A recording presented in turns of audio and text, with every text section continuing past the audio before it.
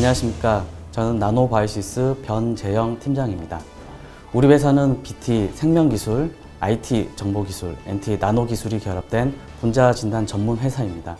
오늘은 분자진단에 대해서 바이오, 시스템, 랩칩을 연구하는 연구원들이 나와 각 기술에 대해서 간략하게 설명드리고자 합니다.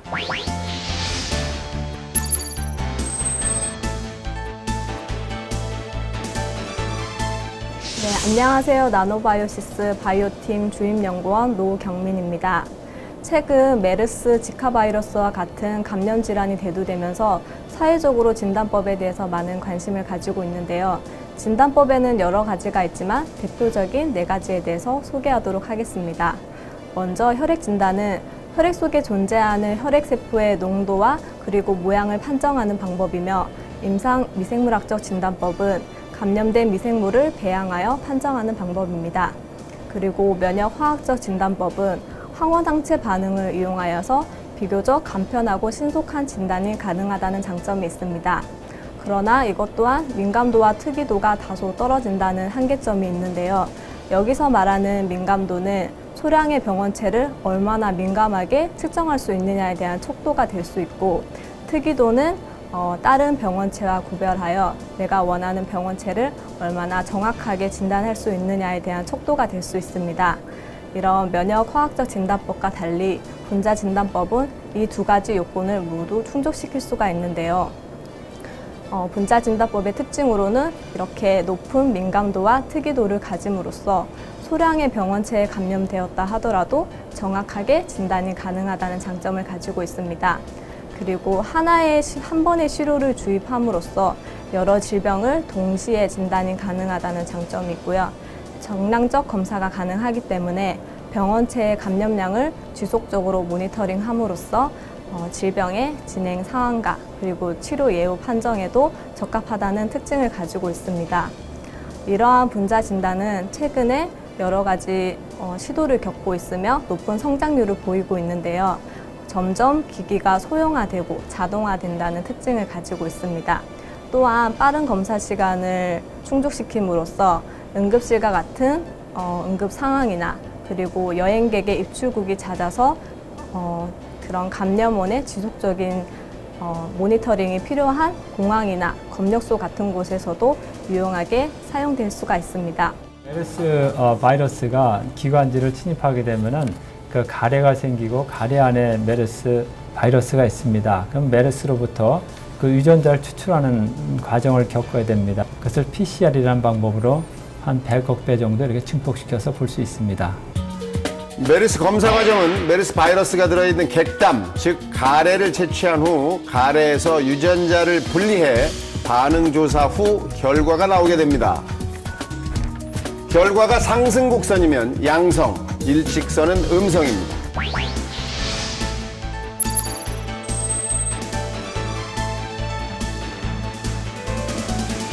안녕하십니까. 나노바이오시스 시스템 연구실의 이성윤 주임연구원입니다.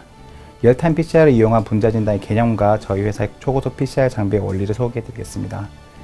분자진단이란 DNA나 RNA와 같은 유전자를 직접 검사해서 질병을 확인하는 진단 방식입니다. 모든 생명체에는 유전자가 있고 그 병을 일으킨 세균이나 바이러스에도 유전자가 있습니다. 사람의 타액, 대소변, 피 등에는 저희 자신의 유전자도 있지만 몸에 침투한 세균이나 바이러스가 있다면 그 유전자도 섞여 있을 것입니다. 분자진단법을 통해 병원체에 해당한 유전자를 골라내어 어떤 질병을 일으킬지 정확히 진단할 수 있습니다. 또 있다면 얼마나 많은지도 확인할 수 있죠.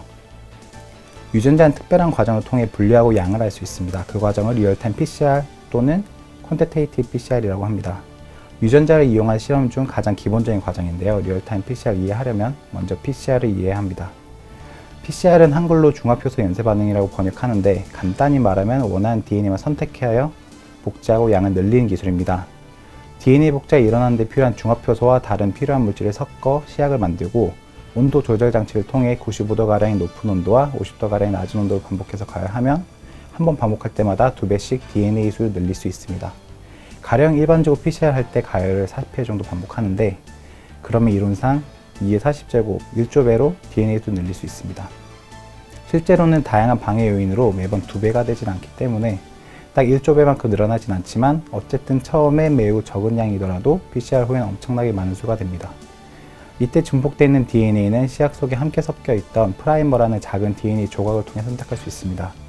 예를 들어 메르스 바이러스의 유전자를 검출을 하려면 메르스 바이러스의 유전자와 반응하는 프라이머를 섞어 증폭이 되도록 만들어야 한다는 것이죠. PCR을 마친 후에는 결과물을 분석하여 다양한 용도로 사용할 수 있습니다. 그런데 지금까지 설명한 일반 PCR은 진단 방식으로 쓰기에는 한계가 있습니다. 일반 PCR에서 DNA는 어느 정도 복제가 되고 난 뒤엔 양이 더 이상 늘지 않습니다. 방에 있는 사람을 예를 든다면 한정된 크기의 방에 동시에 들어갈 수 있는 사람의 수가 정해져 있는 것과 비슷합니다. 씨앗 속에 최대로 복제할 수 있는 DNA 수가 정해져 있는 것입니다. 그러나 PCR을 마친 결과물만으로는 처음에 몇 개의 DNA가 있었는지 알기 어렵죠. 처음에 몇 개의 DNA가 있었는지가 병원체 양을 의미하고 병원체 양이 질병의 심각한 정도로 나타나기 때문에 질병을 진단하는 데 있어 PCR 전의 DNA 수를 알아내는 것이 매우 중요합니다. 그래서 나온 것이 리얼타임 PCR입니다. 리얼타임 PCR은 PCR을 응용하여 매 회마다 복제된 DNA 양을 재는 방법입니다. 이때 양을 재기 위해 씨앗 속에는 복제된 만큼 밝게 빛을 내는 형광물질을 섞어줘야 하죠. 매 회마다 DNA 양을 측정하기 때문에 2배씩 복제된 순간마다 증폭된 양을 알 수 있습니다. 이런 데이터를 바탕으로 PCR을 하기 전에 DNA 개수를 계산할 수 있는데 예를 들면 몇 회 2배로 복제되어야 1000만 개의 DNA가 되나 와 같은 방식입니다. 1000만 개의 DNA가 생성되는데 19회 반복이 필요했다면 처음에 20개의 DNA가 있었다는 뜻이고 한 번 더 많이 20회의 반복이 필요했다. 그러면 그 절반인 10개의 DNA가 있었다고 예상할 수 있죠. 이런 방법으로 특정한 유전자의 처음 양을 알 수 있습니다. 제가 몸담고 있는 나노바이오시스 PCR 고속 진단 기술의 특징은 매우 빠른 속도입니다. 목표 질병에 따라 걸리는 시간은 좀 차이가 나지만 40회의 반복을 수행하는데 일반적인 장비로 40분에서 1시간가량의 시간이 걸린다면 저희 회사의 장비로 20분 이내에 수행할 수도 있습니다. 이렇게 빠른 속도는 뛰어난 온도 제어 기술을 바탕으로 합니다. 저희 온도 제어 기술의 핵심은 플라스틱 칩과 2개의 열블럭을 사용하는 것입니다. PCR을 잘 수행하려면 씨앗이 반복적으로 정확한 온도에 도달해야 합니다. 보편적인 PCR 장비는 씨앗을 주로 작은 튜브에 담아 하나의 열블럭 위에 고정된 상태로 둔 구조입니다. 이러한 구조는 열블럭이 높은 온도에서 낮은 온도까지 반복해서 도달하는데 시간이 좀 걸릴 뿐 아니라 열블럭이 온도에 도달하더라도 튜브 전체에 균일하게 온도가 전달되기까지 시간이 추가로 필요합니다. 그러나 저희는 2개의 열블럭이 각각 높은 온도와 낮은 온도를 유지한 상태에서 씨앗을 담은 얇은 플라스틱 칩을 이동하여 접촉합니다. 그래서 열블럭의 온도가 바뀐 데 시간이 필요하지 않고 플라스틱 칩은 씨앗을 얇게 퍼뜨려서 온도가 빠르게 전달되기 때문에 튜브 방식보다 훨씬 온도 변화에 걸린 시간이 짧습니다. 그 외에도 2개의 열블럭 방식은 고정된 온도를 유지하기만 하면 되기 때문에 방열 구조를 매우 작게 만들 수 있고 씨앗도 작은 플라스틱 칩을 효율적으로 배치할 수 있어 튜브보다 공간도 적게 차지하고 실제로 씨앗을 적게 써도 된다는 장점이 있습니다. 여기까지 리얼타임 PCR의 개념과 고속 PCR 장비의 원리를 알려드렸습니다. 감사합니다.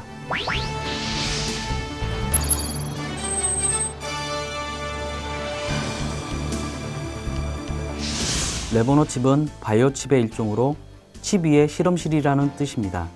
랩칩이라고도 합니다. 그림에서 보듯 랩칩은 바이오 칩의 일종이며 제조 형태에 따라 미세 배열칩 그리고 미세 유체칩으로 나눌 수 있습니다.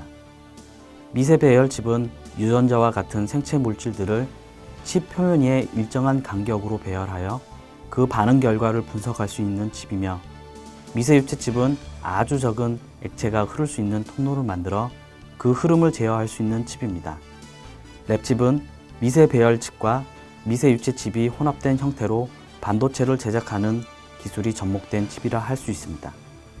랩칩은 앞에서 말씀드린 칩 위의 실험실로 사용 목적은 아주 적은 시료를 통해 질병을 자동으로 검사하는 칩이며 기존의 실험실에서 할 수 있는 복잡한 실험이나 연구 과정을 간편하게 대처할 수 있도록 만든 칩입니다. 쉽게 말해 피 한 방울만 칩에 떨어뜨리면 알아서 진단하는 장치라고 할 수 있습니다. 이러한 랩칩이 주는 편리함 때문에 자료에서 보시다시피 생의학, 질병, 농축산물, 환경오염 등 폭넓은 산업 분야에 사용되고 있습니다. 이러한 간편한 랩칩의 장점을 정리해 봤습니다. 랩칩의 근본적인 장점은 아주 적은 시료를 작은 칩에 빠르게 처리 가능하다는 것입니다. 그렇기 때문에 초고속 분석이 가능하고 이와 함께 많은 시료를 동시에 분석할 수 있으며 또한 휴대화, 소형화도 가능합니다.